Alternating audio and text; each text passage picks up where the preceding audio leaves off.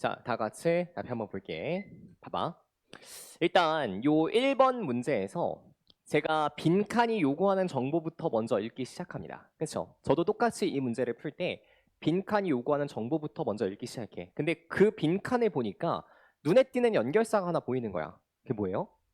In other words가 보이죠? 색깔 바꿔서 빨강색으로 별표 쳐볼게. In other words.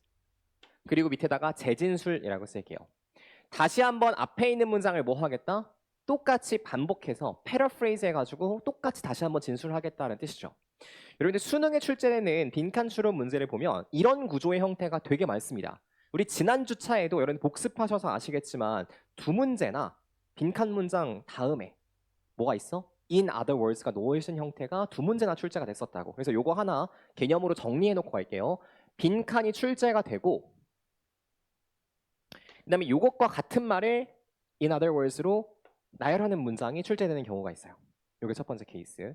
근데 지금처럼 문장을 나열하고 그 다음에 in other words 빈칸을 구성하는 경우가 있습니다. 당연히 가장 중요한 정답의 근거가 되는 건 뭐겠어? 요 앞뒤로 배치된 문장이 가장 중요한 정답의 근거가 될 거라고. 그쵸? 요 정도는 우리가 기본적으로 인식하고 갈 수 있어야 돼. 요게 첫 번째. 자, 두 번째. 이 지문에서 가장 많이 반복되는 단어가 뭐냐면 요겁니다. 인덱스라고 하는 개념어예요. 인덱스라는 개념어가 가장 많이 반복이 돼. 근데 되게 재밌는 게 뭐냐면 이 문제를 풀어요. 그리고 맞춘 학생들한테도 물어보고 틀린 학생들한테 물어봐요. 인덱스라는 개념이 뭔지 알아볼라? 잘 몰라. 그래서 그냥 인덱스는 색인, 목록 요 정도의 뜻 아니에요? 라고만 생각하게 된다고. 근데 잘 봐봐. 너희들 모든 글은요. 읽는 방식이 다 똑같습니다. 수영. 첫 문장 읽고 나서 모든 글은 다 어떻게 해야 돼? 잠깐 포즈를 잠깐 주셔야 돼요. 그리고 나서 포즈를 주면서 2초에서 3초 정도 첫 문장을 생각해 보는 거야. 그리고 나서 다음 문장을 넘어가는 것과 그렇지 않은 건 엄청 큰 차이가 있다라고 표현을 했었습니다. 그쵸? 첫 문장 잘 봐봐. 당신이 이야기를 해요. 반복해요. 당신이 여러 번 이미 반복했던 이야기를 다시 한번 반복할 때 당신이 기억 속에서 끄집어내는 것이 이야기에 대한 뭐가 된다고? 인덱스가 된다라고 했었죠. 그럼 인덱스는 첫 문장에서 뭐라고 정의를 해주고 있는 거야? 내가 끄집어내는 기억이다 라고 정의를 해주고 있는 거죠. 첫 번째 요 정도는 정리하고 갈 수 있어야 돼. 내가 끄집어내는 기억이 결국 뭐구나? 인덱스구나. 너희가 첫 문장을 읽었다면 이 정도의 개념은 정리하고 그 다음에 다음 문장으로 붙여가 줄 수가 있어야 되겠다고요. 이게 여러분들이 이 지문 속에서 반드시 정리해야 되는 필수 기출 개념은 두 가지입니다.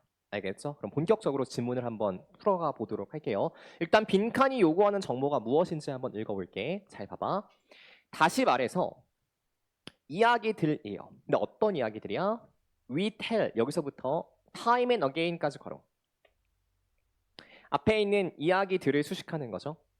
우리가 time and again 반복해서란 씁니다. 반복해서 말한 이야기들은 우리가 사건에 대해 가지고 있는 기억과 밑줄합니다.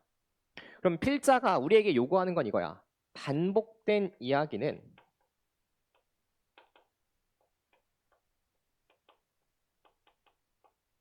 우리의 기억과 어떤 관계를 갖느냐. 지금부터 요 내용을 지문 속에 찾아가 볼 거라고요. 맞죠? 첫 문장부터 한번 가봅시다. 반복된 이야기를 할 때 당신의 기억에서 끄집어내는 것은 인덱스다. 인덱스는 곧 내가 끄집어낸 기억이다. 됐죠? 두 번째, that index 밑줄 치고 기억이라고 쓸게요. 당신이 끄집어낸 기억은 다양한 방식으로 윤색됩니다. 윤색된다는 건 무슨 말이니? 변형된다는 뜻이죠. 기억이 다양한 방식으로 변형이 돼요.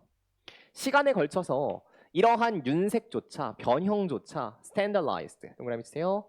표준화가 되게 됩니다.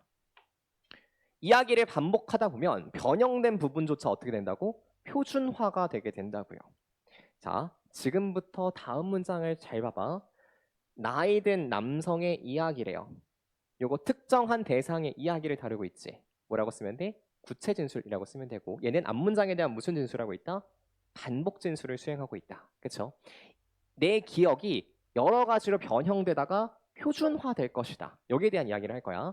자, 나이 든 남성의 이야기. 그가 수백 번에 걸쳐서 말했던 이야기는 거의 변화를 보여주지 않을 거래. 자, 거의 변화를 보여주지 않는다. 동그라미. Little variation. 앞문장 같은 말 뭐야? standardized. 표준화가 된다는 말과 같은 말이죠. 거의 변화가 아니요. 그리고 존재하는 어떠한 변화는 이야기 그 자체의 일부가 될 거래. 원래의 원천과 상관없이요. 표준화가 된다는 이야기를 하는 겁니다. 사람들은요, 자신의 이야기에다가 세부 사항들을 덧붙여요. 일어났을 수도 있고 일어나지 않았을 수도 있는 세부 사항들을 막 덧붙여. 원래 내가 과거에 한번 싸움했었던 게 한 2대1로 맞짱을 떴던 거야. 근데 세부 사항을 어떻게 더해요? 나 17대1로 맞짱 떴어. 이렇게 세부 사항을 더하게 된다고. 자, 그들은 recalling indexes, 기억을 뭐 한다고요? 회상하게 된다고요. 인덱스 밑에다가 이렇게 쓸게, 기억이요. 그들은 기억을 회상하고요. 그리고 그 세부 사항들을 재구성하게 돼요. 분명히 2대1이었는데 17대1이라고 재구성하게 되는 거죠. 자, 어느 순간 그들이 아주 멋있는 디테일을 한번 더했어요. 그랬을 때 이 유효성은 확신할 수 없지만 어느 순간 멋있는 디테일을 더했다면 잘 보세요. 지금부터 색깔을 바꿀게. 이야기를 똑같은 디테일을 가지고 몇 번 더 반복을 하는 거야.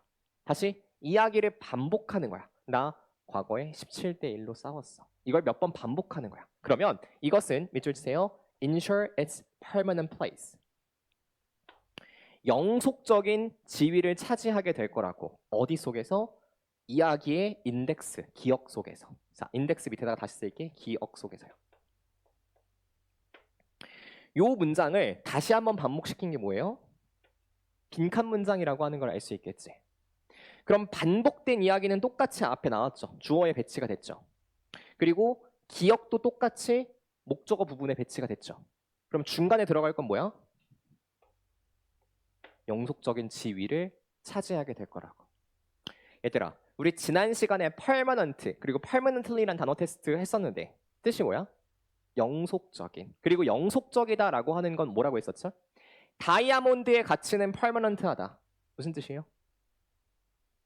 시간에 따라서 변하지 않는다는 뜻입니다. 처음부터 끝까지 동일하게 유지가 된다는 뜻이에요. 영속적인 지위를 차지한다는 건 변함없이 지속된다는 뜻이겠죠. 빈칸에 들어갈 말은 뭐가 돼야 돼? identical이 돼야 됩니다. 동일한이 돼야 돼요. 그쵸? 정답 몇 번? 1번. 자, 3번과 5번 선지 별표 alien. 준혁, alien 무슨 뜻이에요? 낯선. 맞아요. 낯선의 뜻입니다. 우리가 외국인, 외계인으로 많이 알고 있죠. 우리와 어떤 존재야? 낯선 존재들. 그쵸? 자, 5번 neutral. 무슨 뜻이야, 유림?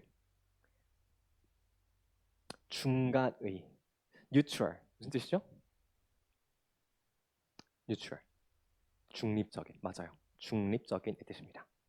자, 여기까지 단어를 정리하도록 할게요. 자, 1번 전체 클리어. 항상 머릿속에 생각해. 모든 글은 첫 문장을 읽고 나서 잠깐 뭐 한다고? 잠깐 포즈를 주고 생각하고 넘어가시라고요. 알겠죠? 모든 글을 다 똑같은 방식으로 읽을 겁니다. 2번 문제 한번 가볼게. 잠깐만 얘들아. 2번에다가 별표 치시고요. 이게 2015학년도 구평 문제거든요. 근데 그 당시의 특징을 먼저 알려줄게.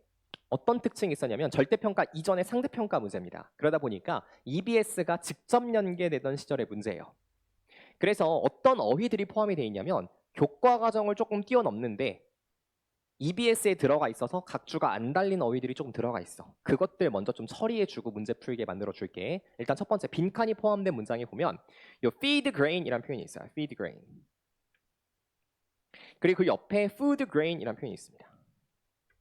그 다음 문장에 foods of animal origin이라는 표현이 있죠. 이게 모르고 들어가면 되게 헷갈리거든요. feed grain이라는 표현은 먹일 수 있는 곡물입니다. 동물들에게. 그래서 한국어로 이렇게 써요. 사료용 곡물이라고 써요. 사료용 곡물. 사료로 주는 곡물이에요. 그럼 요것과 대립되는 표현인 food grain은 뭐야? 인간이 먹는 식용 곡물입니다. 인간이 먹는 곡물이에요. 자, 요 정도가 파악이 됐으면 동물에서 유래한 음식은 뭘까요?